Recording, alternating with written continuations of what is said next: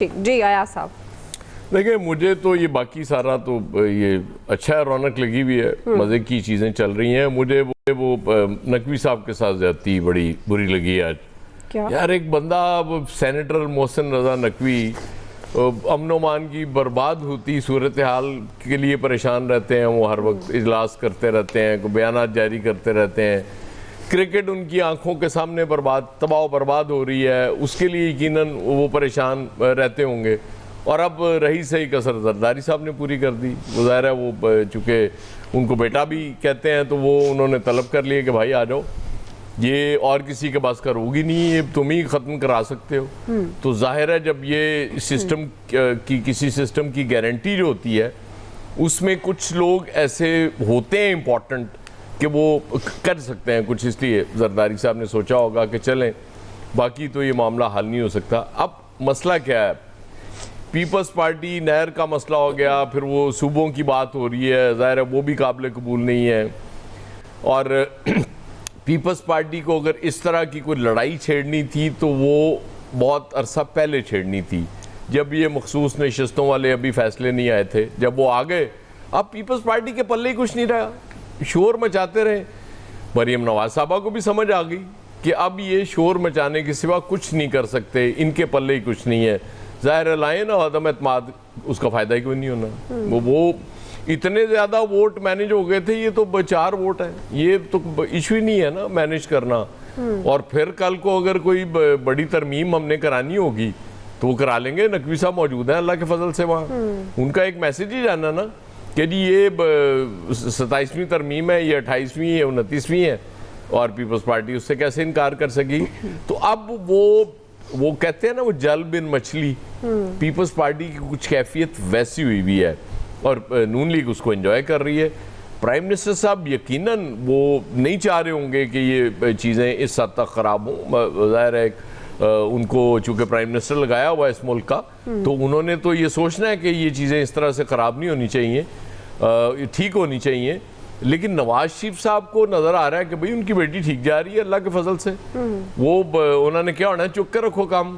مریم صاحبہ یہ کیڑا مسئلہ ہے؟ مطلب یہ پیپلز پارٹی والے جب شور کے سوا کچھ نہیں کر سکتے، واک آؤٹ کر لیں گے، احتجاج کر لیں گے، اسمبلیوں کا بائیکاٹ کر لیں گے، پریس کانفرنسز کر لیں گے آ کے، اور اس سے زیادہ ان کے پلے کچھ نہیں ہے. یہ کچھ بھی نہیں کر سکتے، نہ کوئی عدم اعتماد لا سکتے ہیں، نہ کچھ اور کر سکتے ہیں. اس کی وجہ یہ کہ اس سسٹم میں رہنا ہے انہوں نے، اس سسٹم سے باہر تو نہیں ہونا انہوں نے. اور اتنی بہادر تو مجھے نہیں لگتا کہ پیپلز پارٹی اوور نائٹ ہو جائے گی کہ کہے گی جی ایسی کی تیسی جو مرضی ہوگا، نتائج ہم دیکھ لیں گے، آج کے بعد ہم اس گورنمنٹ کے ساتھ نہیں چل رہے اور ہم اس سے پیچھے ہٹ رہے ہیں. کچھ بھی نہیں ہوگا. رونق لگی بھی ہے، انٹرسٹنگ ماحول ہے. اسی لیے وہ دیکھیں نا اس پہ بات بھی ہو رہی ہے، آپ نے سوال بھی اسی لیے رکھ لیا جی اسپیشل کہ چلو کوئی چونکہ رونق ہی اس میں ہے تو اس لیے ٹھیک ہے. ٹرمپ کی تڑیاں آپ کو پسند نہیں آ رہی، اس لیے آپ نے اس کو سکپ کر دیا اور اس کو رکھ لیا. ٹھیک. جی الیاس صاحب دیکھیں ان کی آپس میں پیپلز پارٹی اور نون لیگ کی آپس میں جیسے دیکھیں اتحادی پنجاب میں بھی بنے، وفاق میں بھی.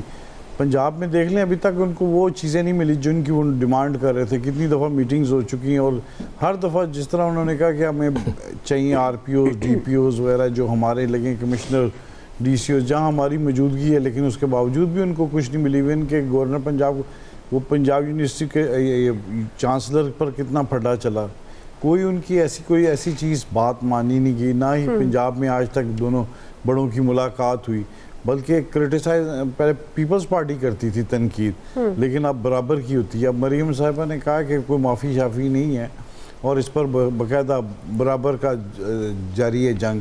اور اس کا یہ صورتحال یہ ہے کہ آپس میں جو ہے آج دیکھنے ان سے یوسف رضا گیلانی صاحب اور ان کے بیٹوں سے جو پروٹوکول تھا وہ بھی واپس لے لیا پنجاب گورنمنٹ. تو یہ تو سارا سلسلہ جو ہے وہ چل رہا ہے اس طرح آپس میں ایک دوسرے سے. لیکن یہ گورنمنٹ کا جاتے ہوئے، کیونکہ ابھی جو ریسنٹلی سب نون لیگ کے بڑوں کی ملاقات ہوئی اس میں ایسی کوئی چیز نہیں تھی. انہوں نے کہا تھا کہ آپس میں بیٹھ کے آپس میں اس مسئلے کو معاملے کو طے کر لیں. لیکن وہ گورنمنٹ ایک دوسرے سے علیحدہ ہوتے ہوئے نہیں نظر آ رہے کہ جی اس طرح علیحدہ ہو جائیں گے یا کیونکہ ان کو پتہ پنجاب میں مضبوط ہیں، اب ان کی سیٹیں زیادہ ہیں. وفاق میں بھی اسی طرح جو چل رہا ہے سلسلہ. ٹھیک۔ تو اس طرح یہ اب کچھ ایسا نہیں ہے، لیکن یہ ایک دوسرے پر کرٹیسزم کرتے رہیں گے. ظاہر ہے ایک دفعہ پنجاب کی جانب سے بتایا جا رہا ہے کہ وفاق سے جو ملتا ہے NFC کے تحت اس کو صوبوں میں لگائیں آپس میں. بیسیکلی یہ سیاست ہے، اس میں آپس میں اتاریں کہ ان کی کارکردگی پنجاب کی نون لیگ کی بہتر ہے سندھ سے بنسبت، اور سندھ والے بتانے کی کوشش کریں ایک دوسرے سے، کیونکہ ان کے پاس تیسرا تو کوئی لڑنے کے لیے نہ ان کے خلاف کوئی بولتا ہے. تو پھر یہ آپس میں ہی بولیں گے اور آپس میں ہی اپنے ساتھ کمپیریزن کر کے ایک دوسرے سے اپنے دکھائیں گے کہ کون کس سے زیادہ بہتر کام کر رہا ہے. تو یہ سلسلہ بھی چلتا رہے گا ان کے آپس میں. پتہ ہے کہ علیحدہ نہیں ہونا اور انہوں نے اکٹھے ہی رہنا ہے، لیکن یہ بتا رہے ہیں کہ پنجاب بہتر طریقے سے کام کر رہا ہے اور پانی اچھے طریقے سے جو سیلاب کا ہے اس میں ضلعوں کو ڈبویا گیا ہے. ٹھیک، صحیح ہے. چلیں جی، پوائنٹ آ گیا. بریک لیتے ہیں ناظرین، بریک سے واپس آئیں گے. دوسرا سوال، بلومبرگ نے پاکستان کو دنیا کی دوسری ابھرتی معیشت کہا ہے. معاشی ترقی خوش آئند ہے، مگر ہم سوال یہ اٹھائیں گے کہ یہ کیسی معاشی ترقی ہے جس کا عوام پر کوئی اثر نہیں پڑ رہا. بریک کے بعد رائے لیں گے.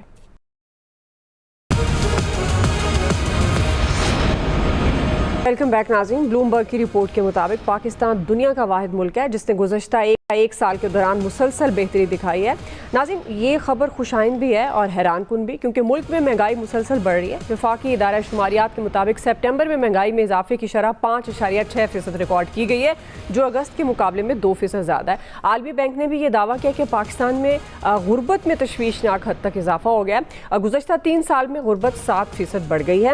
عامر صاحب، اس پر میں آپ سے کروں گی، چونکہ یہ جو کسی ابھرتی معیشت اور ترقی کی بات کی، خاص طور پر بلومبرگ کے حوالے سے ہم بات کریں، لیکن یہ کیسی ابھرتی معیشت اور ترقی ہے جس کا عوام پر کوئی اثر نہیں پڑ رہا؟ معاشی بہتری ہے اگر، تو عوام بدحال کیوں ہے؟ عوام کو اس کا فائدہ کیوں نہیں مل رہا؟